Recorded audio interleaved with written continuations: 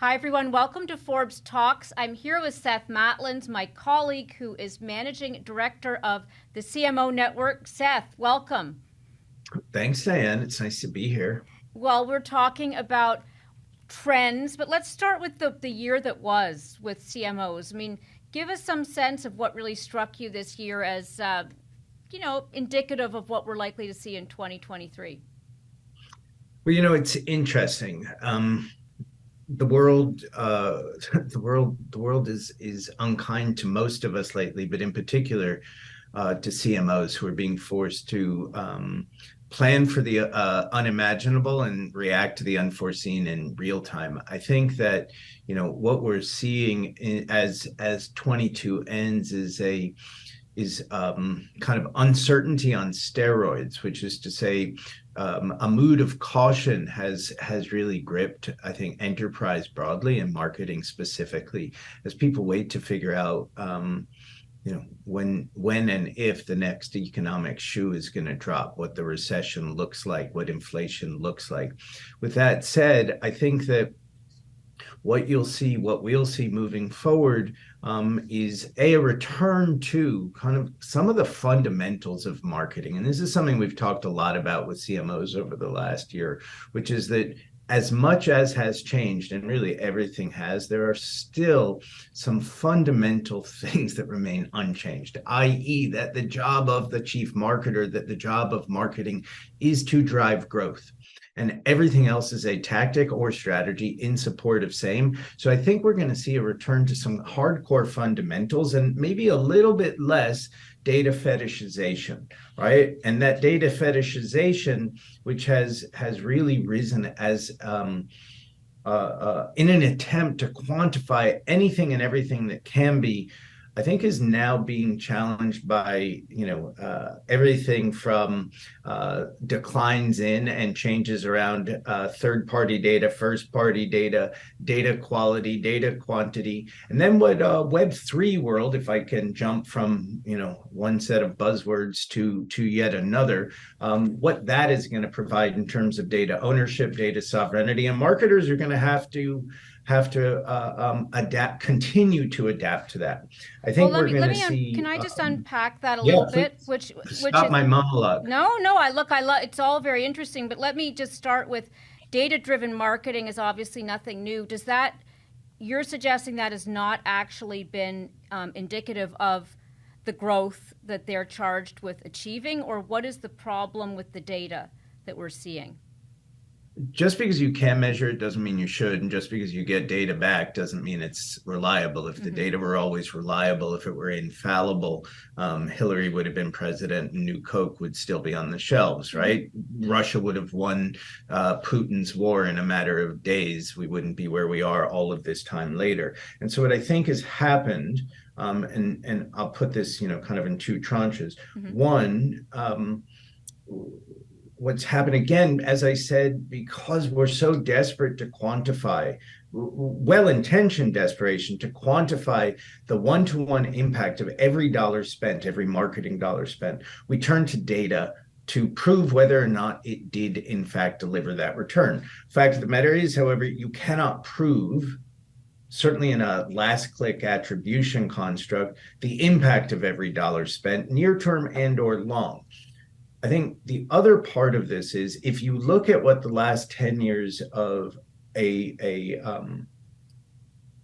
don't want to say an over-reliance, but I might say even in situationally a misuse of the data has led to a place where, right, the most analytical decade in marketing's history has led to a place where, to use some data points, 75% of brands could disappear right now and nobody would notice or care. Now, I don't blame the data for that, but that is a data point that suggests that our overly analytical approach has, in concert with other things like a proliferation of products and services, led to a place where perhaps brands are not having the impact that they should. You look at another data point. This one's a little bit, I think it's like 12, 18 months. So use it directionally, not literally. follows and supports the 75%. 80, I think it's 74 or 84. Forgive me. I know there's a big variance there, Right. but I can't remember in the moment. Of searches on Amazon, right? Just to look at it in a product world, putting aside services, are by category, not by brand, right? So if we think of brand as a driver of differentiation and differentiation services profitable growth, right? Customer acquisition and retention, then our reliance on data hasn't served us as a broad category, as a community, as well as perhaps we'd like. I think that's because we've seen data as a salve and not as a service, right? Data is wildly important, but it alone will never, and only becoming more so, it alone will never be enough. And I think we might have erred on the side of thinking it was. You refer to Amazon, which then gets to something that's separate from the economy, which is just the disruption of how we buy, and maybe even the entry point of who gets to control the message. How much do you think that, let's start with the retail environment, the existence of Amazon and how it sells has truly impeded the ability of marketers to break out?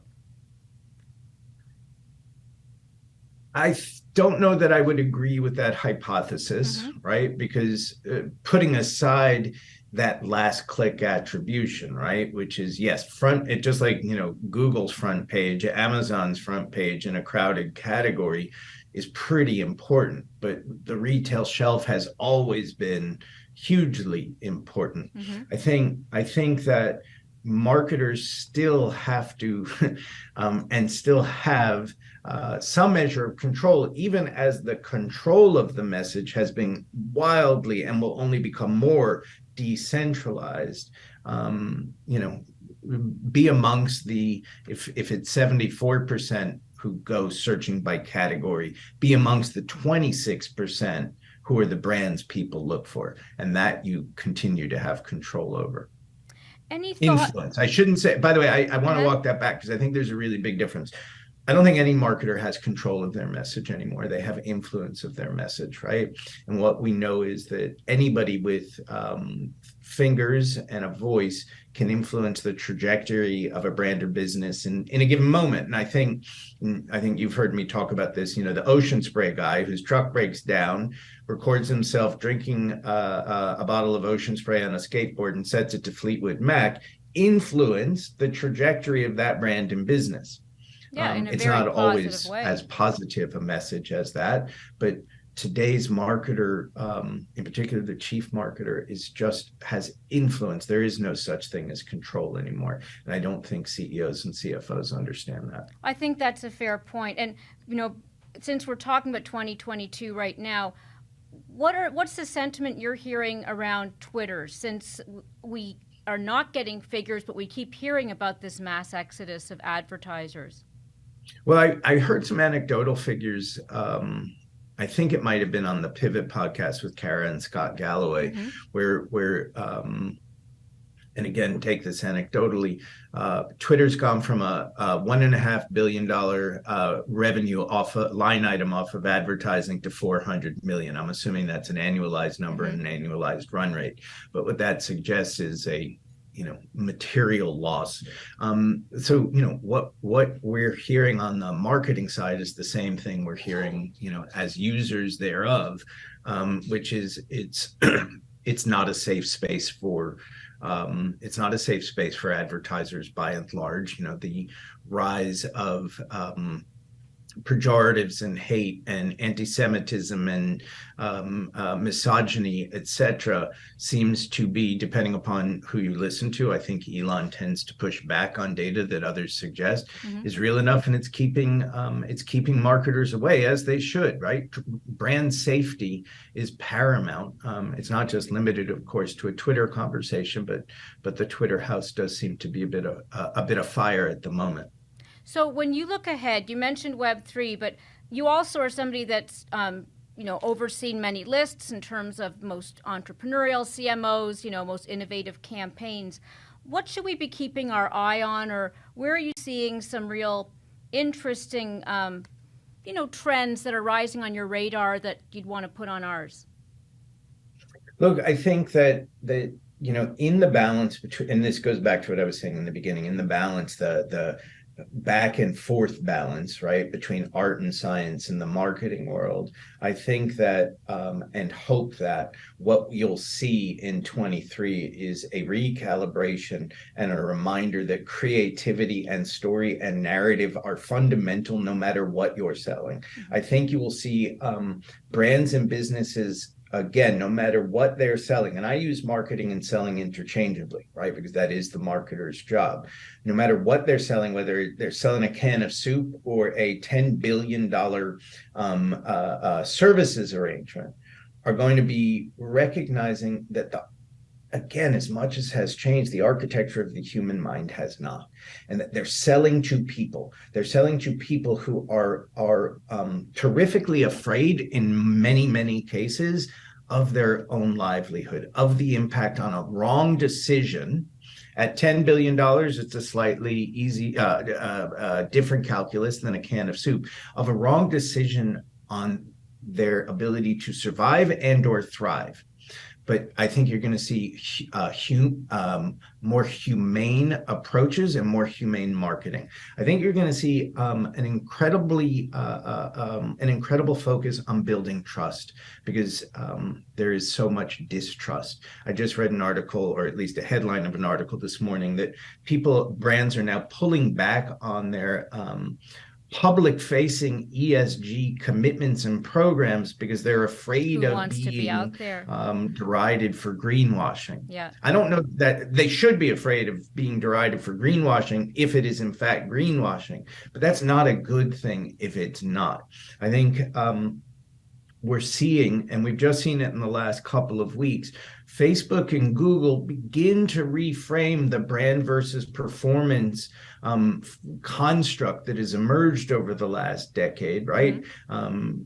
And it's emerged because it became a framing for buying digital media. Performance was digital media. Everything else, many other things, were brand media. It's a false choice, a false dichotomy. And I think that marketers are beginning to understand more and more that that's not a choice they have to make. It is, again, in art and science, a balance, right? You can accomplish both to a degree, depending upon platform. Google and Facebook have begun to, in fact, talk about the long-term effect of brand building on their platforms, which isn't necessarily a surprise. But when you see the two biggest performance platforms talking about the importance of brand, I think that's going to get us back to strategic creativity and stories well told, and I certainly hope so. So, Seth, any campaigns that struck you this year that are emblematic of best in class? Of what you're talking about? I always hesitate to offer a perspective on that because I'm usually not the target, right? Mm-hmm. And I think that the campaign has to be driven by its impact, not a qualitative assessment of it, which is, of course, what the marketing community does. Did you see this Acme widget spot? It was brilliant. It was terrible. It wasn't for us. And so Diane, I'm gonna punt on that because I don't see a lot of campaigns targeted to me, and so I don't want to elevate or denigrate by providing a biased. Well, then let's get to, I don't know if advice is the right term, but let's say everybody's marketing something. That's probably not technically true, but what advice do you have for how to cut through the clutter? Look, if I had anything that I didn't, invest in by way of advice, I would probably not be on with you right now, which is, that's the age-old question. And that's been a question since long before the clutter was as cluttered, exponentially cluttered as it is today. I think my macro advice is marketing has become a practice of prefixes, right? Purpose-driven marketing, data-driven marketing, performance marketing, brand marketing, promotional marketing, shopper marketing, 100 words that precede the word marketing. I think we need to get past the prefixes and recognize that the job of the marketer is and always has been one of making strategic choices and compromises, and then adapting and learning for purposes of getting better and doing better moving forward. We are so over specialized as an industry that we lose sight of the fact that it's all just marketing. Mm-hmm. It is all intended, despite all the change, to capture attentions and influence attitudes and behaviors. As Peter Drucker said, I think in the 90s, to get a customer and keep a customer. Everything else are just the choices we make. I think that what we are absolutely seeing, and a recession will only make this more so, as we saw in 2008 and 9, is that the value of and the understanding of quote unquote experience only becomes more so. And the experience we have with a product or service is considered on a 360 basis. What I mean by that is, it doesn't matter if it's customer service experience, a digital experience, a mobile experience, an IRL experience. It all adds up to the perception we have and to whether or not that business is in our consideration set, in our pantry, in our garage. And I think you'll see more and more of that understanding that marketing is in fact everybody's job inside an organization, because everything is marketing and marketing is everything. I think that's great advice. Thanks, Seth. Thanks, Diane.